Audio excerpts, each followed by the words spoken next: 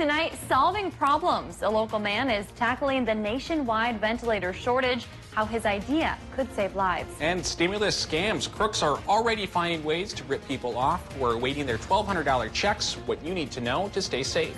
Plus, Superior Street woes. The final phase of the project is set to get underway, causing a major setback for drivers. What you need to know about getting around downtown. From CBS3 Duluth, this is the CBS3 News at 6.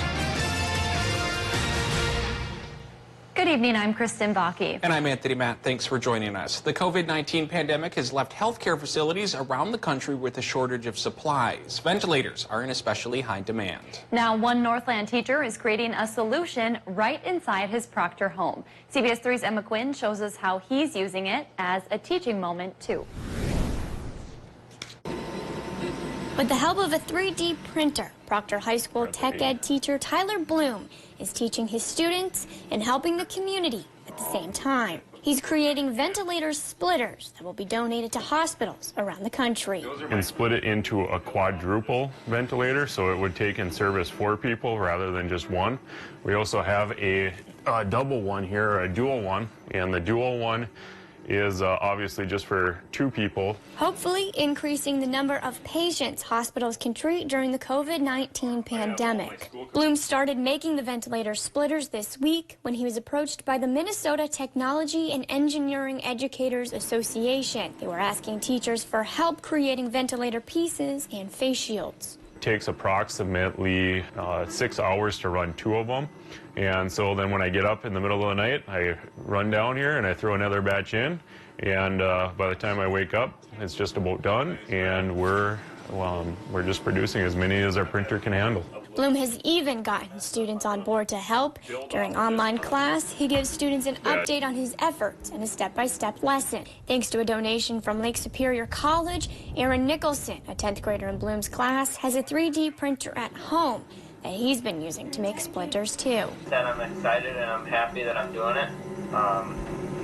And it feels good to know that the parts will be going out to help other people. Bloom says using the 3D printer in class sets an example of what they can be used for. And we can't find a more real-life example than making a splitter that could potentially save someone's life. Bloom and the Tech Teachers Association are working on the project in partnership with Project Cure, a nonprofit based in Colorado. And Project Cure is now the ones that are taking these parts and they're distributing them to any hospital that's in need of them right now.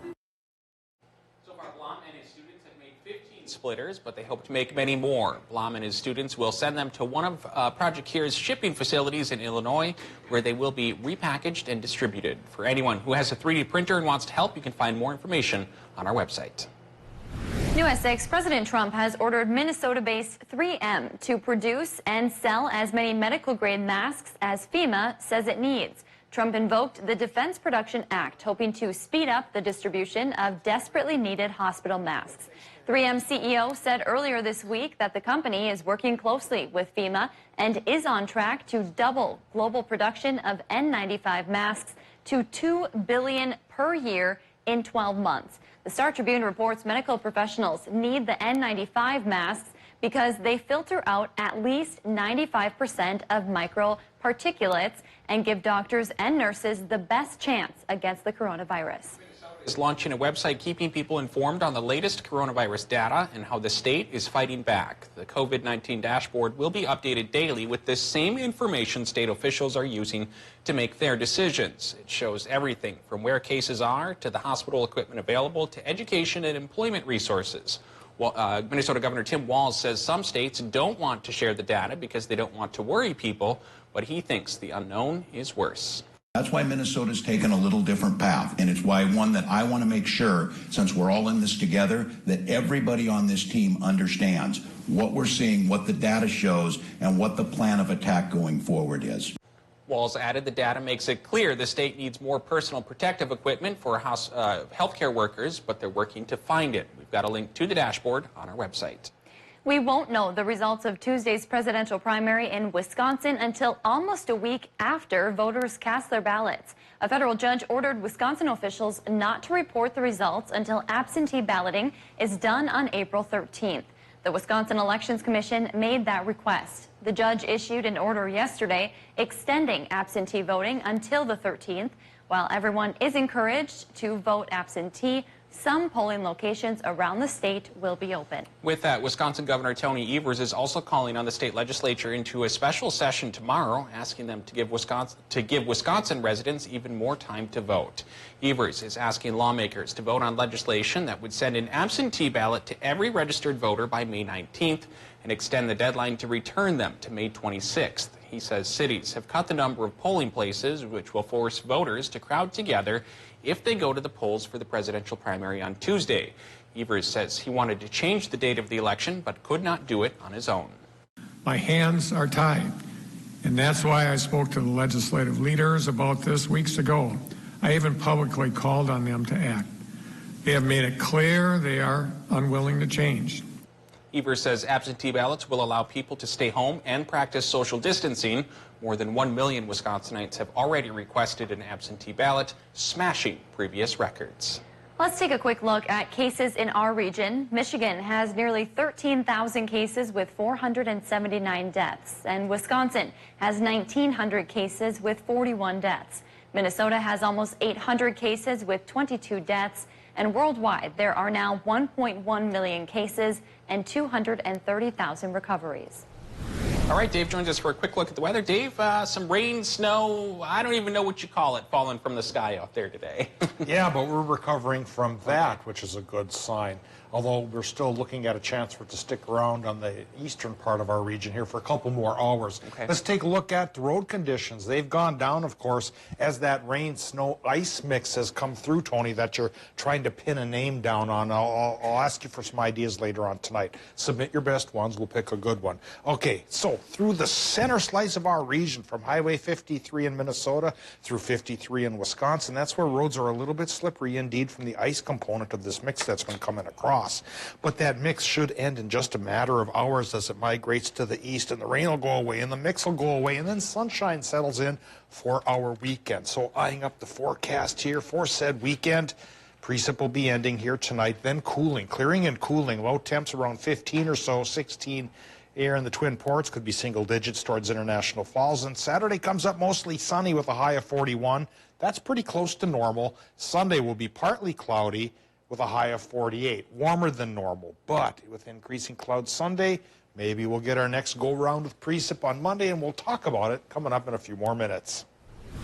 Thanks, Dave. New at 6, Ashland city leaders are blaming heavy rain and melting snow for 7 million gallons of sewage overflowing into Lake Superior. City leaders say the overflow happened at the wastewater treatment plant between Sunday night and Tuesday morning. The Wisconsin DNR is aware, and Ashland officials say they're taking steps to limit health impacts for the public and the environment.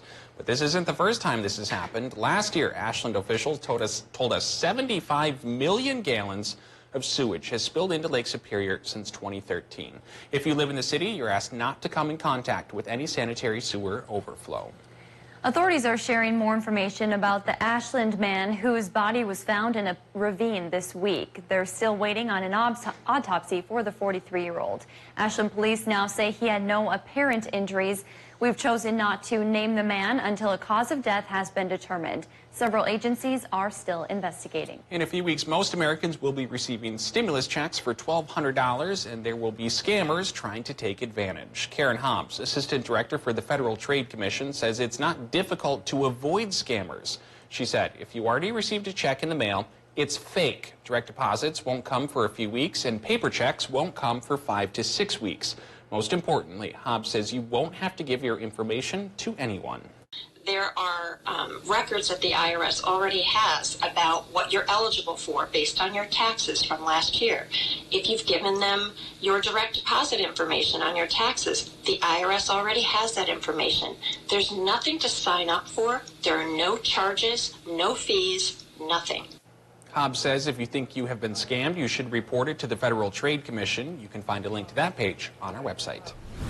If your essential travel takes you through downtown Duluth next week, there's a big change you'll want to know about. The third and final phase of the Superior Street construction project starts on Monday, which means some major closures. That includes the Lake Avenue and Superior Street intersection to 3rd Avenue West.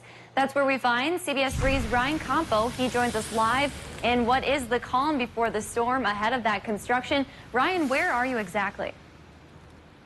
Yeah, hi, Kristen. I'm on the corner of the intersection of Lake Avenue and Superior Street. And while this intersection has seen less amounts of traffic due to Governor Tim Walz's stay-at-home order, it is usually one of the busiest in the city. And starting on Monday, it will be closed. So will 3 blocks to the west of us all the way up to 3rd Avenue West. However, the 3rd Avenue West and Superior Street intersections will remain open. These closures will allow construction crews to replace and repair utilities, improve pedestrian access, and add new streetscape and lighting, among other things. Duncan Swenson, the leader on the Superior Street project, says the work will look a lot like what they did the past 2 phases in 2018 and again last year. No, there won't be any major differences. We're going to be doing essentially the same kind of work we've been doing for the last 2 years in our 3rd year here. I think we just need to try to work as efficiently as possible and hope for the better weather makes it easier to do things. Swenson says they hope to have the Lake Avenue and Superior Street intersections open by mid-July. He's also hopeful the rest of the Phase 3 work will be done by November. Now, you might also remember that crews needed to do more work on Phase 2 of that section of work. They filled in temporary asphalt in front of Pizza Luce behind me, and starting Monday, they will be tearing that up and doing some work under the road before permanent pavement. Concrete will be added in there, and coming up tonight at 10, we'll hear from the president of the Greater Duluth Council on how she thinks that this impact will be lesser on businesses along this stretch of construction. All right, with spring season comes construction season as well. Thanks, Ryan. Well, aside from this project, another challenge this year is MnDOT's Lake Avenue Bridge construction project. The Lake Avenue Bridge is a main exit off I-35 into downtown Duluth and Canal Park. That's supposed to start at the end of this month and will be carried out in a couple of phases. The first phase will restrict access to downtown from the Lake Avenue Bridge, but you will still be able to get to Canal Park. From there, the next phase will close 1 lane on the Lake Avenue Bridge in both directions until mid-August. Still to come on Live Local CBS 3, one Northland company steps up to make a big donation. Details coming up. Today's high temp made 42 degrees, 43 is the normal, pretty close. Will we get any warmer than that? I think we will by the latter half of the week, and when we shake off today's snow and bring in tomorrow's sun, that'll warm things up nicely. We'll talk about for how long coming up just after this break.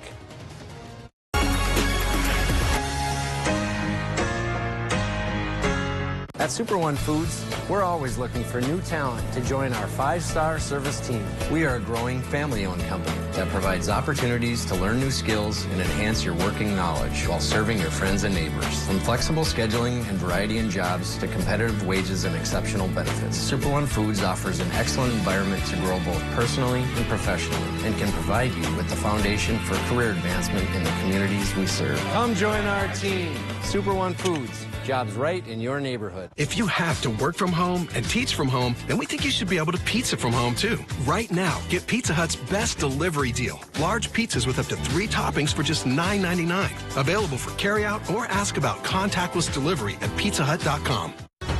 At Empire Roofing, we know this coronavirus is scary, but we also know that we are the greatest country on earth. America will prevail. Count on it.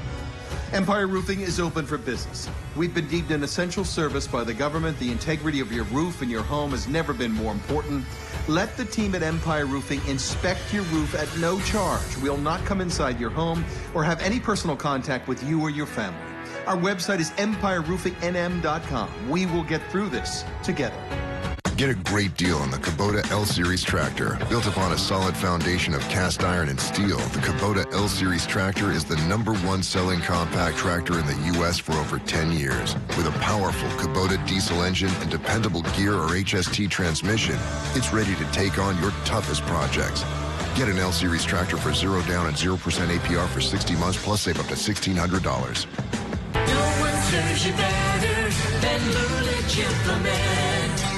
Wash your hands. Avoid sick people and touching your face. There are everyday actions to help prevent the spread of respiratory diseases. Visit cdc.gov/COVID-19. Brought to you by the National Association of Broadcasters and this station.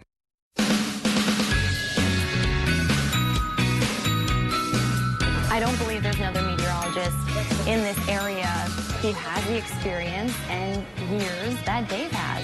His experience, that's something that's really special to CBS3. He worked his way up from janitor up to a weather guy. He's just like this bastion of knowledge. Get to know Dave Anderson weekday nights on Live Local CBS3. Come Monday night, I'll be saying the weekend was way, way too short. And the work week is gonna be a long one. I'm so tired, I'm gonna cry. You cry like a gal. What I need is an hour of laughs. He's my friend, best friend. Okay, slow down a little bit, Dave. It's a full hour of funny. A new neighborhood, followed by a new Bob Hearts Abishola. Monday, starting at 8/7 Central on CBS.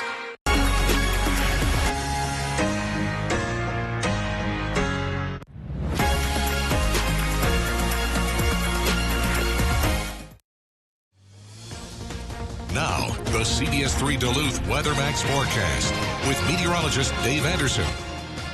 Our low pressure system working through the region here today brought a variety of precip from rain to snow to ice, which has slicked up the roadways here in the center part of our region. That's the part of our region still facing a winter weather advisory till at least 7 o'clock tonight. That includes Cook County and Lake County in Minnesota, and then Douglas and Bayfield counties in Wisconsin, and points to the south. And even though in this little stripe here it may end at 7, well, the border may shift over to the east as the system continues to work to the east. So folks towards Iron County, Ashland County, into the Upper Peninsula, you might get your turn as the night goes on. But by tomorrow morning, this should be gone, and a beautiful weekend will come our way, which we will talk about after we see the current situation here with the data coming in from Duluth International Airport. It's 24 degrees right now, and the relative humidity is pretty juicy at 81%. Northwest winds going 13 miles per hour. And our air pressure on the lower side compared to what's surrounding it here at 1,020 millibars. Well, it's going to be replaced by even higher air pressure once we get into tomorrow, which will clear up the sky and bring out the sun and bring up the temperatures as well. Right now, you can see where the cold front is. It's pushing towards Watersmeet. Watersmeet is still at 52 degrees, but Ironwood's at 34. And only 28 for Ashland, 27 Hayward and Solon Springs, and Superior too, 28 Moose Lake, 25 Two Harbors, 21 Ely to Orr. International Falls is probably very similar, even though their station isn't reporting in right now. So bottom line here, the cold front portion of a low pressure system is working through the area right now, kicking up the clouds, kicking out a little bit of snow, and then dropping the temperatures. International Falls, if they get their system working again by tomorrow morning, could be reading only 8 above or so. It's going to be a little bit chilly. 15 then here in the Twin Ports for lows, and even towards Watersmeet warm right now, you could drop down into the 20s. Right now, taking a look at the Doppler map here, the cold front coming through is kicking up a fairly narrow band. Rain ahead, and then a mix wedged in between, and then a little bit of light snow following behind. And we've been seeing that snow try to accumulate from Ely to the Twin Ports and now into parts of northwestern Wisconsin. May add up to an inch or two here by the time the system moves away and takes that mix with. And I think we're going to have the chance for the mix anywhere from 7 o'clock here till about 10 o'clock here before it finally gets out of our picture. Then entering the picture for tomorrow and for Sunday as well, higher pressure brings in sunshine. It'll be sunny for Saturday and for Sunday, but not Monday. Monday already gets a new low pressure system to bring back a pretty decent chance of rain. Forecast tonight in Minnesota. Now let's take a look at those temperatures we're expecting. And looks like the map didn't update properly, unfortunately. These seem to be last night's numbers. Oh, sometimes the computer, you wish you could kick it, and then the boss doesn't like that. So frankly, the tonight-tomorrow forecast, we can't use that until 10 o'clock. Hopefully I can nail it down and get it stuck in the computer by then. The 7-day forecast is correct. So low temps tonight into the teens, we'll say, for a lot of places in Minnesota. Cool as the single digits up north, as warm as maybe 20 towards Watersmeet. But bottom line is Saturday comes up around 40 with sunshine. Then 48 Sunday in sunshine. But then the rain chance does return Monday, Tuesday, and Wednesday, and it may be warm enough on Tuesday, Tony, for a 60% chance for thunderstorms. So from winter today to summer-style weather on Tuesday, that's the nature of our Northland weather beast. Sure is. Thanks, Dave. Today, one Northland company made a very important donation many people may not think about. Lake Superior Medical Equipment sells medical supplies across the Twin Ports. Company president Tom Jamison was looking for a way to help during this tough time. He said he's sold out of personal protective equipment for medical workers, so he found something else in need: incontinence supplies. He says this wouldn't have been possible without the help of his employees. We've got a great team. They want to make sure we're doing something as well. So I think this is something that everyone really feels good about. And again, it's hats off to my employees, because they make me proud every day, but they've really been stepping up during these challenging times. The supplies were donated to the Salvation Army, who will be distributing them to people and places that can use them. There's a mystery in Rice Lake tonight, and a couple who takes daily walks with their dog in that area is the latest to stumble upon it. Ben Martin says he was walking on Howard Ganeson Road yesterday when he came across can after can after can of non-perishable food. Everything from baked beans to beef stew to chili. In all, Martin says he found 30 of them, and he only expects to find more. That's because he says his neighbors down the road have already found 300 cans. While Martin says no one seems to have any idea where they're coming from, most agree it seems like someone is dropping them off. No matter what, Martin wants to make sure they're put to good use. You can eat them or 6 years past the best buy date, and so we're going to donate them. Overall, it's littering, so I decided to take it upon myself to pick it up, and we look forward to donating them to the local food shelf. This has been probably the most fun I've had since being quarantined at home up here in Rice Lake. Martin is donating his cans to Chum. If you have any idea where they might be coming from, we would just love to hear from you. Send us an email at newstips@cbs3duluth.com. Kelly Hinseth is coming up next in sports with some big changes coming to the UMD athletic department. Stay with us. Stay up to 25% off the North Face now at northwestoutlet.com.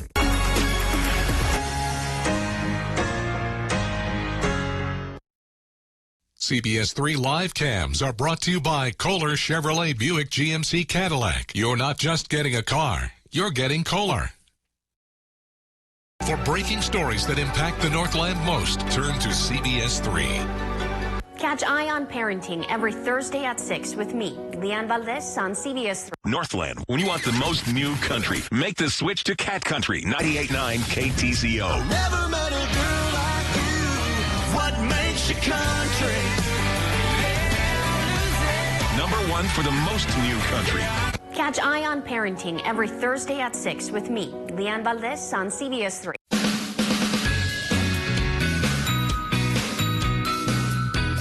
Kelly Hinseth takes her job at full throttle. There's no slowing down. She's full of enthusiasm. Kelly brings a youthful exuberance to the newscast. She's loaded with energy. She's really passionate about sports. I think even if you're not interested in sports, she draws you in. She's always up and ready to go and ready to show us the latest in sports. Get to know Kelly Hinseth weekday nights on live local CBS3. Come on down for big laughs. Hello, everybody. I like those glasses. Trying to imitate you. Come on down for rip-roaring fun. Amazing. You made it. Come on down for spectacular surprises. $35,000. Just won $200,000. Oh, yeah. It's a new car. You need this in your life. Yes.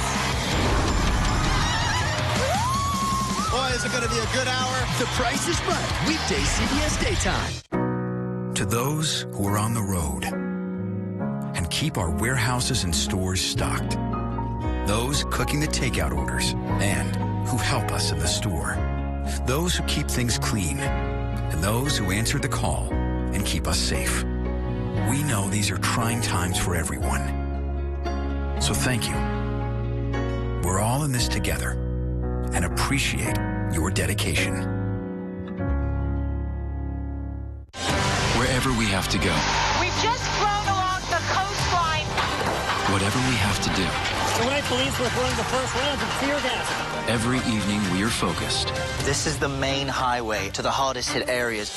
on finding and telling the truth. How does that hamper or hurt our national security? Even among the ashes, you can see the signs of deforestation. And earning your trust. You traveled the whole way with your son? The CBS Evening News with Nora O'Donnell. Hi, Minnesota. Governor Tim Walz here. During this unprecedented battle against the COVID-19 virus, I want to say how grateful I am for Minnesota's willingness to help one another. I also want to make sure that I say, continue to watch your local news stations. Local news and local newspapers are putting out facts and not fear, and that's what it's going to take to get through this together. If you need more information, please go to the Minnesota Department of Health website. Together, Minnesotans will defeat this and come out better on the other side. Thank you.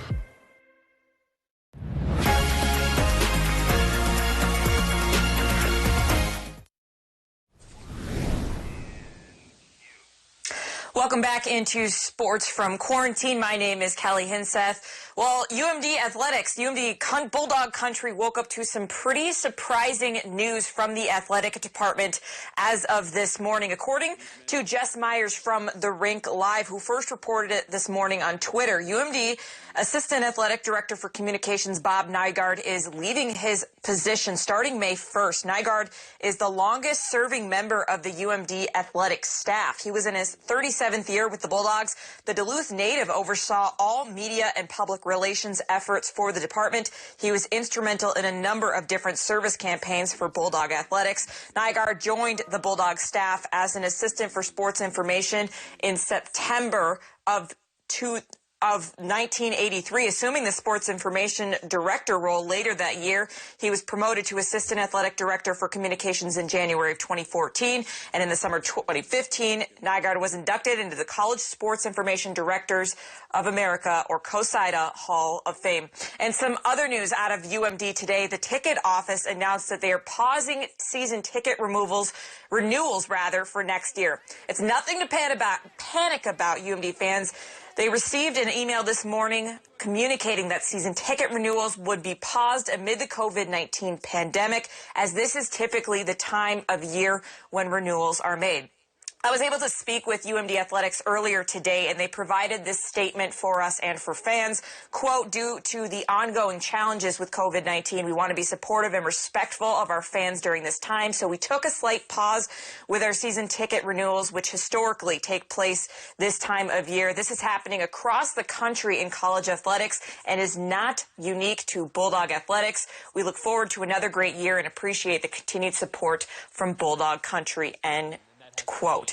And to Division III news, the College of St. Scholastica announced that head hockey coach Tim Madsen is resigning after 2 years with the program. Madsen was hired as the program's 10th head coach in May of 2018. The Elk River native guided the Saints to a 20-30-2 overall record and made the Northern Collegiate Hockey Association's Harris Cup playoffs this past season. And that's going to do it for sports. I'll send it back to you guys. All right, thanks, Kelly. And that's going to do it for us as well, but we will see you back here at 10. Thanks for watching.